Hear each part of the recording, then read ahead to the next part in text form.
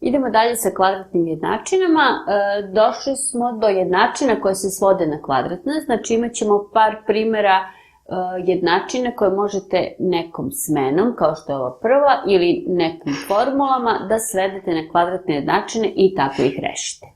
Znači, prva metoda ili prve jednačine na koje možemo da naiđemo kad rešavamo kvadratne jednačine, to je metoda zamene promenjive, gde se adekvatnom zamenom ili smenom olakšava izrada zadatka i naravno samim tim je i manja mogućnost da se napravi neka greška.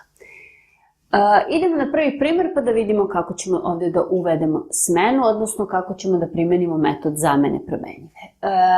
Primjer glasi, reši jednačinu x na kvadrat plus 2x plus 1 kroz x na kvadrat plus 2x plus 2 plus x na kvadrat plus 2x plus 2 kroz x na kvadrat plus 2x plus 3 jednako je 7/6.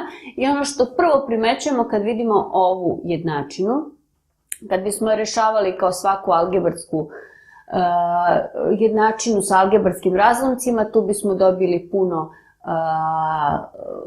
komplikovanije primere i zato se odlučujemo da uvedemo smenu. Zašto možemo da uvedemo smenu? Jer vidimo da ovi izrazi jako podsećaju jedan na drugi.